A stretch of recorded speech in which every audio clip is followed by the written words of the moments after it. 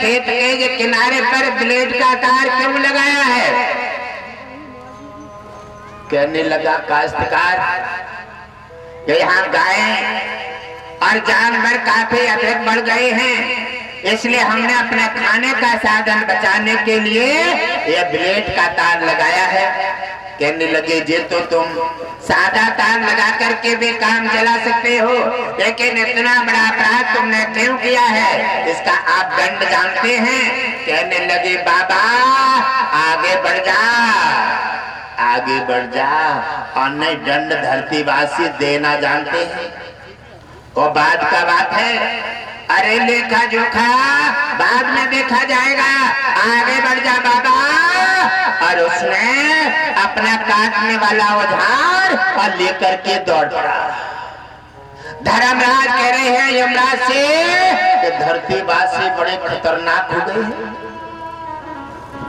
ये तो बड़े सीधे साधे थे, बड़े भोले स्वभाव के थे, और आज मर करके आ गया है तो ये बैठा हुआ है तो ऐसा बैठा है जैसे कुछ जानता ही नहीं, और धरती पर है तो ये कितना खतरनाक है। शंकर जी और पार्वती भेष बदले हुए हैं और उनके ऊपर औजार लेके डट गया है और कह रहा है भाग जाओ, और मैं गेहूं की तरह पछाड़ दूंगा। यमराज कहने लगे, धर्मराज कैसे नीति और विधान बदल गया है, क्या किया जाएगा धरतीवासियों का?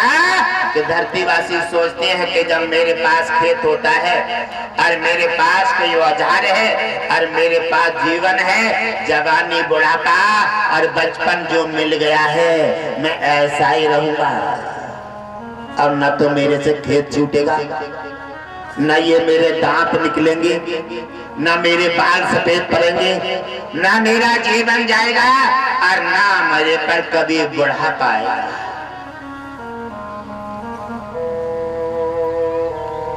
भगवान शंकर और पार्वती खड़े खड़े देखते हैं, और पार्वती के ओर शंकर जी देख रहे हैं और मुस्कुरा जाते हैं, और पार्वती उन पर दांत किसकिसा रही है। कहने लगी, ऐसे सिधाई से और ऐसे भोलेपन से क्या काम चलेगा? कहने लगी, उमा उमा शांत रहिए, ये धरतीवासी हैं और ऐसे क्रोध करने से काम नहीं चलेगा। अभी तो शुरुआत है, धरती पर आए हैं, अभी आगे बढ़ करके तो देखो। और धर्मराज यमराज दोनों अपने अपने यहाँ से अपनी नजर लगाए हुए हैं और उसी समय देख रही है कि धन्य है धरतीवासी हो, आप तो किसी संत पुरुष को नहीं जानते, आप तो माता पिता पे कट जाते हैं और गेहूं काट रहे हैं, कोई मांगने वाला आ जाए और कोई सही रास्ता दे दे, उस पर भी आप अपना गुस्सा दिखाने लगते हैं। और ऐसे मायापति के माया में ऐसे लुप्त हो गए हैं जैसे जे गाड़ी बंगला ये दुनिया सब तुम्हारा ठेका में है। और शंकर जी पार्वती आगे बढ़ जाते हैं और कहने लगे, तुम्हारी मर्जी है। और यमराज कहने लगे, हे धर्मराज, इस काश्तकार का भी ब्लेड लगाने वाले का तीसरे दिन इसकी भी मृत्यु होएगी और जादिन मेरे हाथ में आ जाएगा, क्योंकि अभी 3 दिन इसका जीवन बाकी है। 3 दिन इसका जीवन बाकी है और 3 दिन तक तो जो भी करेगा वो ठीक है, और 3 दिन के बाद इसका पूछूंगा क्या कितना बड़ा होशियार है। और 3 दिन के बाद जो जिसने भगवान शंकर और पार्वती का वो निरादर किया है, ये तीसरे दिन जब इसका मृत्यु हो जाएगी और जब ये मेरे हाथ में यमलोक में होगा, और तब लेखा जोखा लेकर के इससे पूछा जाएगा। अभी और तो 3 दिन जी करके, और चाहे तो ब्लेड का तार और लगा ले, और चाहे डॉलर जोड़ के इकट्ठे कर ले, और जादन जाएगा वो आदमी सुई की नोक भी लेके नहीं जाएगा। चिंता मत कर, और 3 दिन का मौका और रह गया है, और 3 दिन तक खा ले और कमा ले, और 3 दिन के बाद यमराज के हवाले में जाएगा और मार मार के जब तुझे नरक में डाल दिया जाएगा और बाद दिन तेरा कोई परिवार जन काम नहीं आएगा।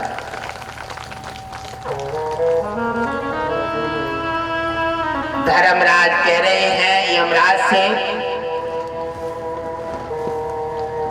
कि हे यमराज, धरती वासियों का विधान नीति और परंपरा सभी बदल गई है।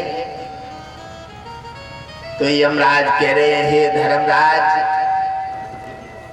जब घर का मुखिया बिगड़ जाता है, माली का बाप का माली बिगड़ जाता है और शरीर का सिस्टम खराब हो जाता है, तो समझ लो मिटने का समय आरंभ हो जाता है। और भगवान शंकर और पार्वती बढ़ते बढ़ते और आगे चली जा रहे हैं। एक जगह जाकर के देखा कि एक मछुआरा नदी के किनारे मार मार के मछलियों का ढेर लगा दिया है। और धर्मराज कह रहे हैं यमराज, जिसको देखो एक शेर और दूसरे को देखो 1.25 शेर, तीसरे को देखो 2.5 शेर और चौथे को देखोगे, यानी धरती पर कोई कम नहीं है। अपराध में एक से एक आगे निकल रही है। और शंकर जी ने जाकर के कहने लगे, देख करके अनदेखा कर देते हैं। और उसी समय पार्वती ने देखा, ना क्या कर रहे हैं आप? आज चिंता लेने निकले हैं। और ये चिंता का दौर क्या है? आप कहते हैं कि फिर मानव को बदला देना पड़ता है और ये कितनी बार मरेगा। मार मार के मछली का ढेर लगा दिया है। और हे प्राणनाथ, ये कितनी बार जन्म लेगा और कितनी बार मरेगा? और इसे एहसास कैसे होगा कि मैंने ये अपराध किया है और इसका मुझे दंड मिला है? क्योंकि ये अपराध आज कर रहा है और इससे दंड मिलेगा 1 साल बाद। इसे जानकारी में नहीं ले पाएगा, इसलिए अपराध दिन पे दिन बढ़ता रहेगा और अपराध की चरम सीमा कम नहीं होगी। इसीलिए धर्म पतन हो जाएगा और एकदम धरती पर अत्याचार पाप का बोलबाला बन।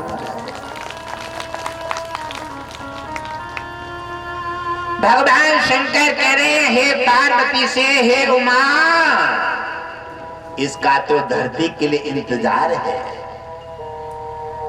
क्योंकि अपराध जब तक सीमा पे नहीं आते, धर्म नष्ट नहीं होता, साधु संत पर प्रहार नहीं होता, और जब तक धर्म पतन नहीं होगा और अपराध नहीं बढ़ेगा, तब तक भगवान विष्णु धरती पर अवतार नहीं।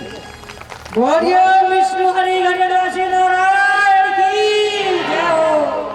तो कहने लगे हे धर्मराज, ये सारे नीति और नियम विधान इसलिए बनाए जाते हैं कि धरती पर भगवान विष्णु को लाने के लिए। इसलिए अपराध लगातार बढ़ता जा रहा है और फिर व्यक्ति अपराध की ओर ही जा रहा है, क्योंकि किसी को अपनी कमी दिखती नहीं है। सत्संग में आएगा, सत्संग नहीं, सत्संग की बात एक भी ध्यान में नहीं डालेगा।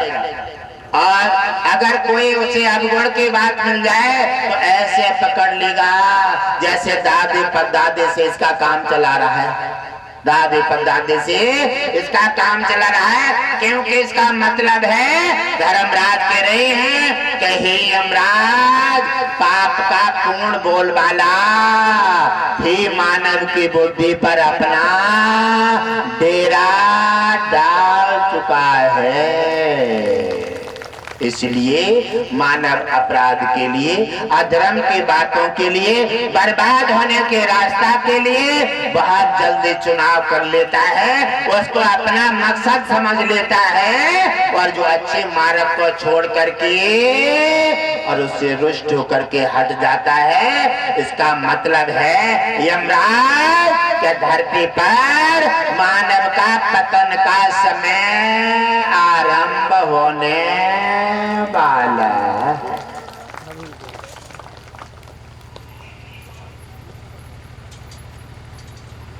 धर्मराज कह रहे हैं यमराज से, कहे धर्मराज यमराज अब आगे दृष्टि लगाकर देखें। भगवान शंकर और पार्वती ने दूसरे निशाचर के पास पहुंचकर के अपना धाबा खोल दिया और कहा है, और जाकर के पार्वती ने अपनी दया का पल्लू फैला दिया।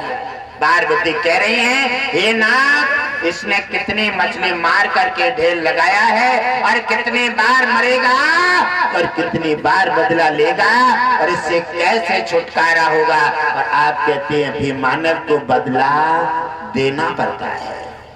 तो ये कहने लगे यमराज कह रहे हैं धर्मराज से, हे धर्मराज, दृष्टि लगाए रहो भगवान शंकर और पार्वती पर। ये धरती पर पहुंच गए हैं और बारी बारी से सभी देवता धरती पर अपना रूप बदल करके, कोई साधु के रूप में, कोई भिखारी के रूप में, कोई गाय के रूप में, और कोई किसी मांगने वाले के रूप में, अलग अलग रूप में सभी देवता धरती पर विचलन कर रहे हैं। सभी देवताओं ने मानव को अपना मार्ग देने के लिए और रास्ता सुधारने के लिए सभी